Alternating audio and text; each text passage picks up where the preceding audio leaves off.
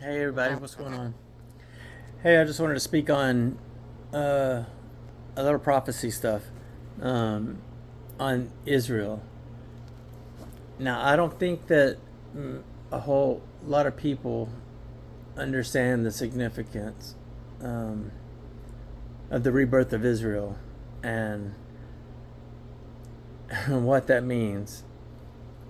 You know, in 70 AD or 72 AD, Rome totally destroyed the temple. It was prophesied by Jesus that not one stone would be left upon another, and that came to pass. And it was destroyed, and the Jews were dispersed all across the world, all four corners. I mean, there had no homeland no more.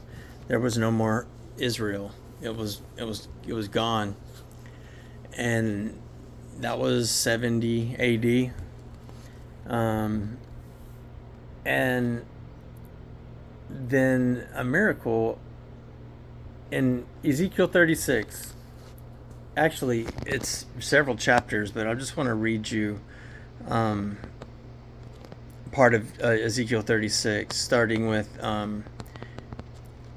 verse 8. But you, O mountains of Israel, shall shoot forth your branches and yield your fruit to my people Israel, for they are about to come. For indeed I am for you, and I will turn to you, and you shall be tilled and sown. I will multiply men upon you, all the house of Israel, all of it, and the city shall be inhabited, and the ruins rebuilt. I will multiply upon you man and beast, and they shall increase and bear young.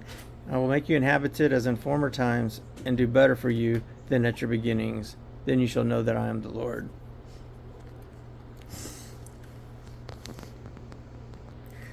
So you see, it's crazy because the land was like desert. There was nothing growing on it. It was just dirt. There's pictures. The guy who wrote Tom Sawyer, what's his name? Huckleberry Finn. Oh my God, I'm going drawing blank. Anyways, he talked about when he went to see Israel in the 1800s, how desolate it was. It was like the most desolate place he's ever seen. And here God's promising to bring not only people back, but to grow the land up again.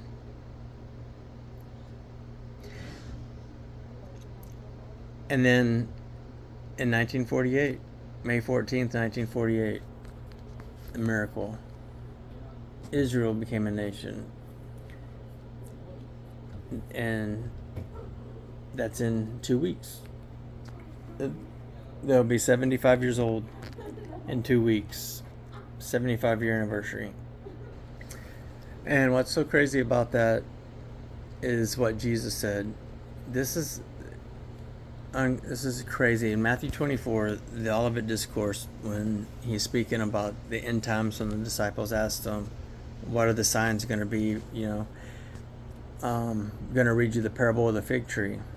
And by the way, the fig tree is Israel. It's the nation Israel. And throughout the Old Testament books, the fig tree has always been a picture of Israel. And so here's Jesus speaking. Matthew 24:32. Now learn this parable from the fig tree. When its branch has already become tender and put forth leaves, you know that summer is near. So you also, when you see all these things, know that it is near at the doors. Assuredly I say to you, this generation will by no means pass away till all these things take place. Heaven and earth will pass away, but my words will by no means pass away. But of that day and hour no one knows, not even the angels of heaven, but my Father only. But as the days of Noah were, so also will the coming of the Son of Man. I'm getting ahead of myself a little bit. What I really wanted to focus on is Jesus saying that the generation that seen the fig tree come back to life, Israel, would not pass away until the end times things take place. It's clearly what he says. And like I said, May 14th, coming up in a couple of weeks, is 75 years. If you were born May 14th, 1948, you're the youngest person that could have seen that. Being born in a hospital, 1 minute old, you're 75 years old right now. There's not many people left. Jesus is coming. He's coming. And it's in the most amazing part about all this is there's so much for me to say. Read Ezekiel 36, 37 when God tells him to prophesy to the dry bones. It's Israel, the dead bones, and that bones come back to life. And then God breathes his breath into them and brings those dead bones, the valley of bones, brings it back to life. That's what he's talking about. And there has never been a country, a nation, ever, since the beginning of time, ever, that has lost its land, lost its identity, culture, everything, and for more than one or two generations, and ever survived.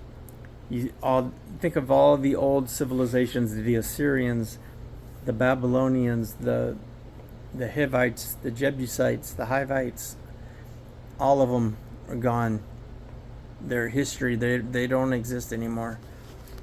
But how in the world, from Israel under severe persecution from the get-go, being murdered and killed everywhere from the year 70 AD to 1948, and the reason they were even given their nation back was out of just in a moment of time, because of the Holocaust and all the things that had happened to the Jews. The European Union, or whatever it was, they all voted and decided to give them back their land, and they've all regretted it ever since. And so how do you survive 2,000 years and not lose your identity? You didn't have your homeland, because these Jews are in Russia, Africa, Germany, France, America. Well, America's not really its own ethnicity. America's, what America is. Nobody does their DNA and says that they're American. America's a melting pot, but they just are spread out across the world, and they kept their identity. It's absolutely a miracle. Think about that. And here it is. And I just wanted to talk about that, because I just want you to think about that. Because if you really think about it, it's impossible. It's impossible. And the Bible said it was going to happen. And the Bible also said that Russia's going to come and invade for loot, for oil, for and they're going to bring in Iran and Turkey and these Muslim nations with them. But God's going to intervene. And it's happening. It's going to happen. Because just in the last 20 years, Israel has discovered several different gigantic oil fields and gas fields in the Mediterranean and things like that. And now they've made deals with Europe and not Russia. I mean, it doesn't take a genius to see what's going on. And right now, as we're speaking, Iran has proxies, Hezbollah, Hamas, Lebanon, all these people in Syria. They're using Syria, and they're attacking Israel from every side as we speak right now. And it's about to get ugly. And I don't know. The Bible in Ezekiel 38 talks about God's going to place a hook in the jaw of Gog. That's the leader of Russia. Putin probably is who Gog is, but you can't be for sure. But yeah. And is going to place a hook in his jaw and put an evil thought in his mind, and they're coming. And you Google right now, Russia, Iran, and Turkey. Look at all the stuff. They all three come up together. It's crazy. Anyways, just want y'all to think about that. And I don't know. Hopefully it moves you and you can just think about what I'm saying without the preconceived Christian mumbo jumbo stuff. It's real. God is coming. And the rapture is coming next. I'm going to get into that next. Alright. Maxie won't leave me alone. Maxie won't leave me alone. Beanie Boo. Come here, Beanie Boo. Bean Boo won't leave me alone. Oh my god. Okay, gotta go.